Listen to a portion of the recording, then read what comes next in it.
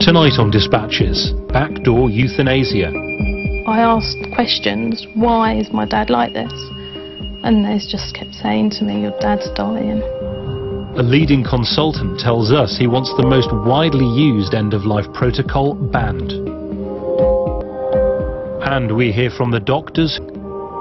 Our daily job may involve relatives saying, you wouldn't treat a dog like this.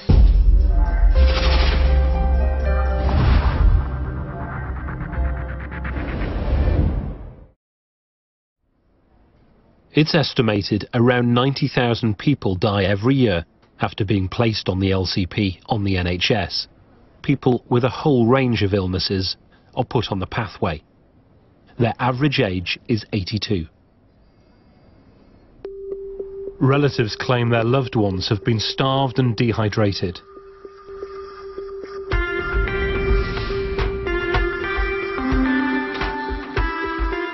Lurid media headlines have suggested that the LCP is euthanasia and that doctors are killing off people who have months and even years of life left in them to save money.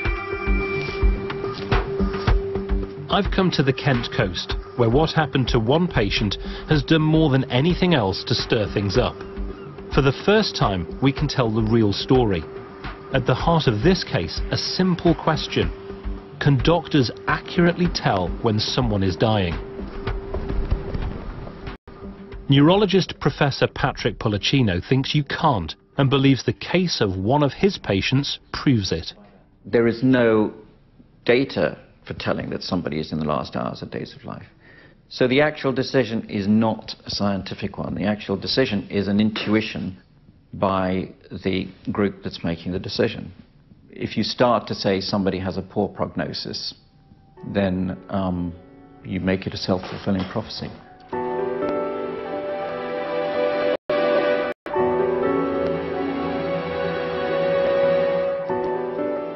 Professor Pollicino's patient was Sammy Di Francisci.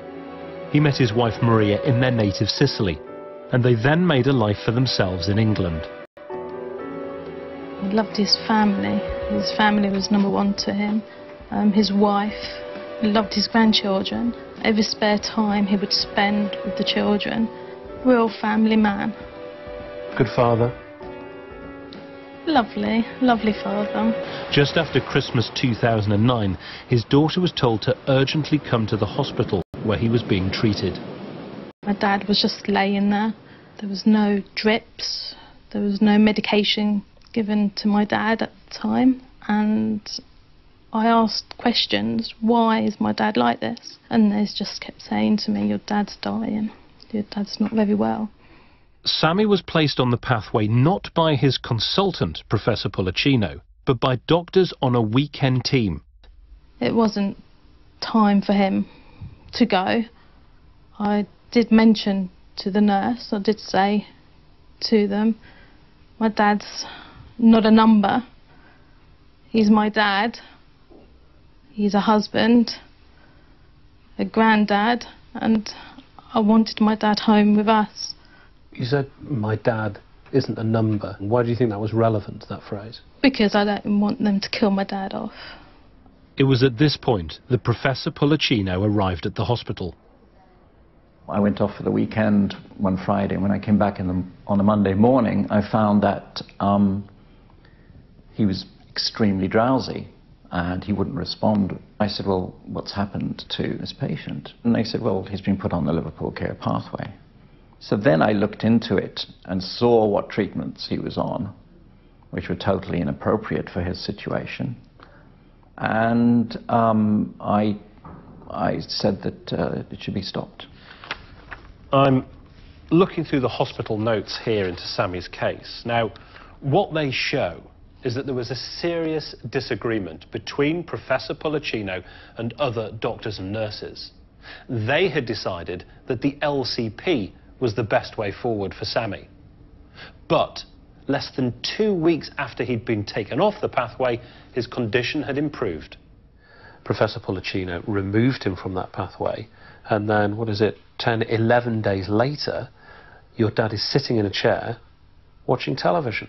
Recovering, from what he experienced. Smiling, speaking. It was just my dad back. Professor Policino believes Sammy's case is not isolated. Does it result in a shortening of life? Yes, it does. And in some cases, appreciably.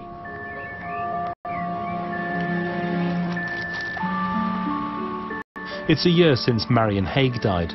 Widower Leslie and granddaughter Alison are making a special trip to her grave. Yeah. Stand over there, give you a couple of minutes, Grandad. Go on. I love you. Told her how much I'd missed her this year, and you know, she hadn't gone in hospital and everything. Marion had been taken to Bradford Royal Infirmary after feeling ill. How long have you been together? 61 years. Do you remember what you thought of her when you first... Oh, I thought she was a smasher. Patients are meant to be put on the LCP by a team. Yet Marion's hospital records show the decision was made by a single consultant. She was also unconscious, and like more than 3/4 of patients on the pathway, she wasn't consulted or couldn't be told about it. This doctor came in, and I just remember him tapping her on the shoulder and saying her name a few times, and she didn't respond, and basically just turned to us and said that he believed she was hours or days from death. I hadn't seen them before. It was the first time I'd seen my wife. She'd been seen by other doctors, but he just said, "Your wife's dying." And I said, and it was shock. I couldn't believe it. 4 days later, Marion was transferred to a hospice and later placed on a syringe driver that automatically administers drugs. The family recollect being told she would not need food or water. To numb the senses of the brain and to withdraw water and food. He was to put Vaseline around her mouth, and it was just awful. It was like sandpaper. At one point they were allowed to give her a medicated sponge. And she clamped down, you know, this was a person that was unconscious, to slap down like that on this, and they couldn't get it out of her mouth, could they? No. And then I knew she was still with us and was desperate for fluid. Marion died after 12 days on the Liverpool care pathway. For the last 4 days she was unconscious.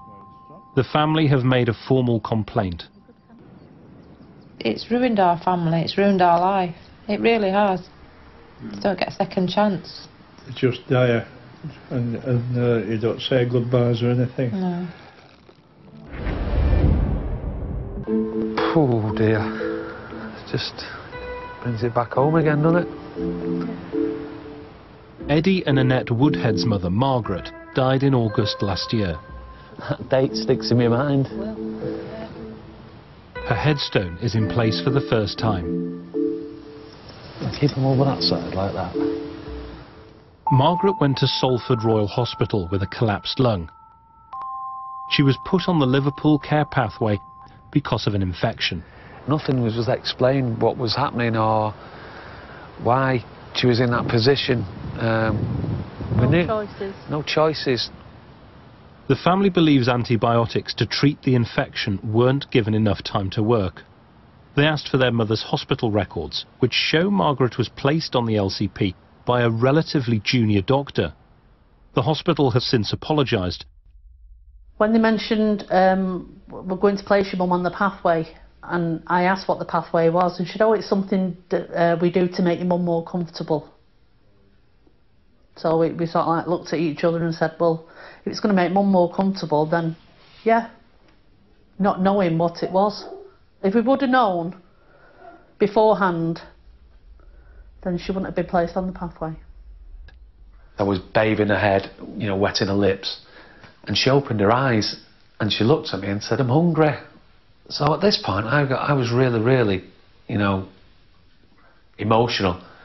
She said, "I fooled you all, you know, I frightened you all to death." She said, "I know I've been asleep for 3 days." She knew. We just sat and talked and reminiscing about old times. Margaret's condition suddenly got worse and she died the following day. The family are planning to make a complaint. The hospital told them they didn't think anything would have changed the outcome. Professor Sam Ahmadzai is one of the UK's leading palliative care doctors, with more than 30 years' experience. Morning, Sam. Nice to meet you. He questions how it's used. We shouldn't be making these very important life or death decisions about patients by strangers.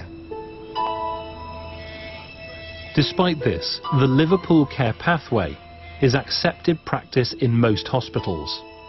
And Professor Ahmadzai thinks for some doctors the pathway can be a box-ticking exercise. It allows people to make decisions without the intense decision-making that I would normally bring to the patient.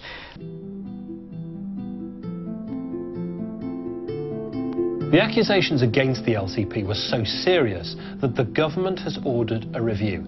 It will look at all aspects of the pathway, including whether cost pressures play a part. One consultant told me that the LCP has no place in medicine. Have you ever put a patient on the Liverpool care pathway? No, I never have put a patient on the Liverpool care pathway. And never will do?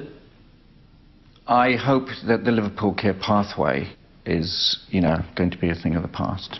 And, there are a lot of people and families who are suffering terribly because relatives were put on the pathway and killed.